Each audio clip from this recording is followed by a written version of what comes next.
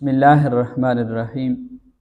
آج ہمارا 19واں لیکچر ہے زکوٰۃ کے بارے میں۔ اللہ رب العالمین نے قرآن مجید کے اندر مختلف مقامات پر آتوا الزکوٰۃ کے ساتھ زکوٰۃ ادا کرنے کا حکم دیا۔ اللہ رب العالمین نے متقین کی صفات بیان کرتے ہوئے فرمایا وَمِمَّا رَزَقْنَاهُمْ يُنْفِقُونَ۔ متقین وہ لوگ ہیں جو ہمارے دی ہوئی مال سے رب کی بارگاہ میں خرچ کرتے ہیں۔ اللہ رب العالمین نے سورۃ مومنون کے اندر کامیاب لوگوں کا ذکر کرتے ہوئے فرمایا قد افلح المومنون، کامیاب ہیں وہ مومن۔ کون؟ فرمایا والذین هم للزکاۃ فاعلون، جو زکوٰۃ ادا کرتے ہیں۔ بے شمار مقامات پر رب کی بارگاہ میں خرچ کرنے کی تلقین کی گئی، خرچ کرنے کا اجر بھی بیان کیا گیا۔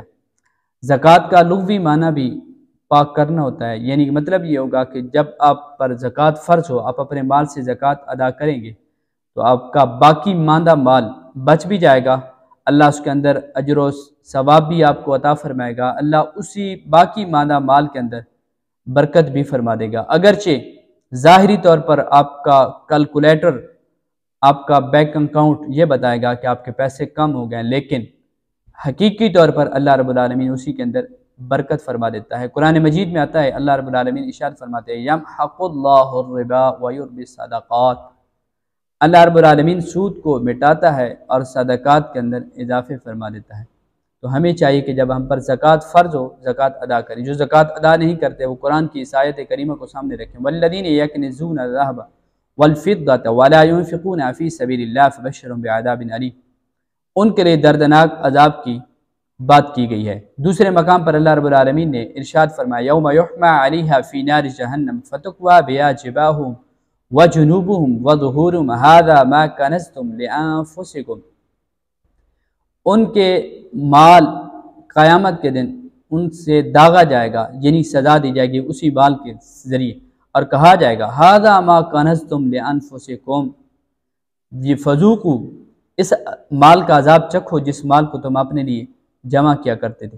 تیسرا مقام پڑھی اللہ رب العالمین ارشاد فرماتے ہیں وَلَا يَحْسَبَنَّ الَّذِينَ يَبْخَلُونَ بِمَا آتَاهُمُ اللَّهُ مِنْ فَضْلِهِ هُوَ خَيْرًا لَهُمْ بَلْ هُوَ شَرٌّ لَهُمْ سَيُطَوَّقُونَ مَا بَخِلُوا بِهِ يَوْمَ الْقِيَامَةِ، جو مال جمع کرتے رہتے ہیں، بخل کرتے ہیں، کنجوسی کرتے ہیں، رب کی بارگاہ میں خرچ نہیں کرتے، رب کائنات فرماتا ہے یہ نہ سمجھنا کہ یہ تمہارے لیے بہتر ہے، بلکہ یہ شر ہے۔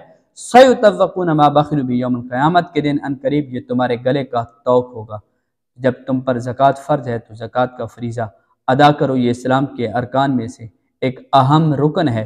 حضرت سیدنا صدیق اکبر خلیفۃ المسلمین امیر المومنین خلیفہ اول برحق حضرت ابوبکر صدیق رضی اللہ تعالیٰ عنہ کے دور خلافت میں جب لوگوں نے زکوٰۃ کا انکار کیا تو حضرت ابوبکر صدیق رضی اللہ تعالیٰ عنہ نے ان کے خلاف اعلان جنگ فرمایا۔ اللہ مجھے بھی آپ کو بھی عمل کی توفیق عطا فرمائے۔